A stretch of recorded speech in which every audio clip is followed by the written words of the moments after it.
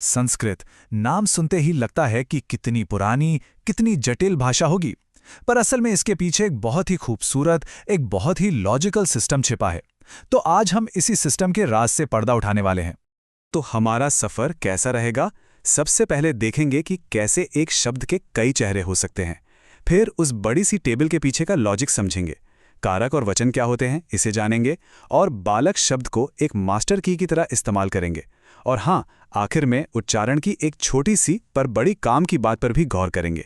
तो चलिए अपनी खोज शुरू करते हैं पहले पड़ाव से। और सवाल बहुत सीधा सा है, भाई एक मामूली सा शब्द इतने सारे अलग अलग रूप कैसे ले सकता है? और हमारी इस पूरी पड़ताल का हीरो है ये शब्द बालक। मतलब जैसा कि हम सब जानते हैं, एक लड़का। पर संस्कृत में कहानी थोड़ी अलग है। ये एक शब्द सिर्फ एक शब्द नहीं रहता, ये कई कई रूप ले लेता है। जरा इस टेबल को देखिए। ये जो स्क्रीन पर दिख रहा है ना, ये सब के सब बालक शब्द के ही रूप हैं। पूरे 24। दिमाग चकरा गया ना? भाई एक शब्द के इतने सारे रूप कैसे हो सकते हैं? क्या ये सब बस रटना पड़ता है या इसके पीछे भी कोई लॉजिक है, कोई पैटर्न? चलिए इसी का पता लगाते हैं।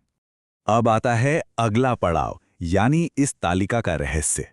देखिए, पहली नजर में ये ग्रिड बहुत डरावना लग सकता है, पर यकीन मानिए ये बेतरतीब बिल्कुल नहीं है। इसके पीछे एक बहुत ही सटीक और तार्किक सिस्टम काम कर रहा है।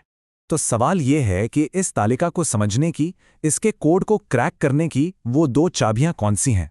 चलिए उन चाबियों को ढूंढते हैं जो इस पूरे सिस्टम का ताला खोल देंगी। पहली चाबी हमें मिलती है टेबल के कॉलम्स में। ये जो 3 कॉलम हैं, ये वचन या नंबर को दिखाते हैं, यानी एक वचन, द्विवचन और बहुवचन। और दूसरी चाबी छिपी है इसकी पंक्तियों में, यानी रोज में। ये 8 पंक्तियां विभक्ति या केस को बताती हैं, जो हमें ये बताता है कि वाक्य में उस शब्द का रोल क्या है।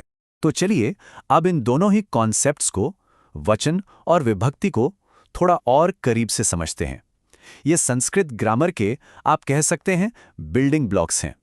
अच्छा, तो सबसे पहले बात करते हैं वचन की। सीधी सी बात है, यह बताता है कि हम कितनी चीजों की बात कर रहे हैं। एक तो एक वचन, 2 से ज्यादा तो बहुवचन। यह तो कई भाषाओं में होता है, लेकिन संस्कृत में एक खास बात है, द्विवचन। ये सिर्फ और सिर्फ 2 लोगों या 2 चीजों के लिए होता है ना? कमाल की बात।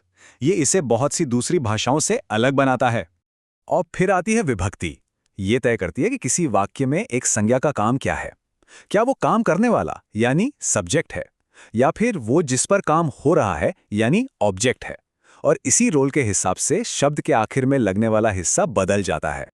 और अब हम आते हैं सबसे मजेदार हिस्से पर।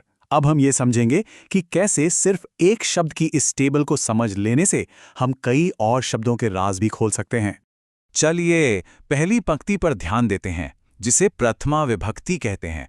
जब लड़का वाक्य का सब्जेक्ट होता है तो एक के लिए हम कहते हैं बालकः, 2 के लिए बालकौ और 2 से ज्यादा के लिए बालकाः।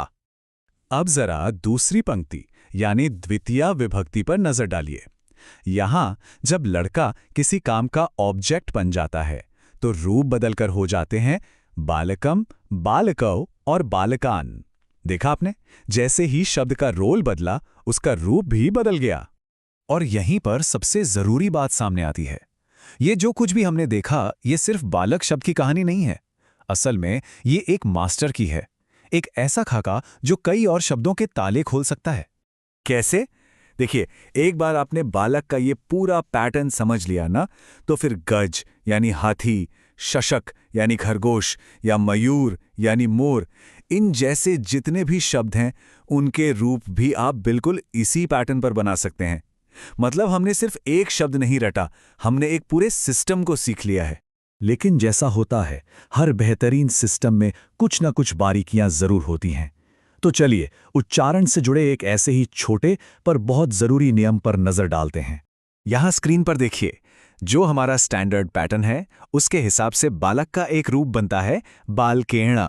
पर जब हम मयूर शब्द के लिए यही रूप बनाते हैं तो वो मयूरेण हो जाता है। ध्यान दिया आपने? न की आवाज बदलकर ण हो गई है। ऐसा क्यों हुआ? दरअसल ये आवाज का बदलाव मयूर जैसे कुछ खास शब्दों में 2 जगहों पर होता है। एक तो तृतीया विभक्ति के एकवचन में और दूसरा षष्ठी विभक्ति के बहुवचन में। तो ये भी एक नियम का हिस्सा है, कोई गलती नहीं। तो आइए इस पूरी प्रक्रिया को एक बार फिर से दोहराते हैं।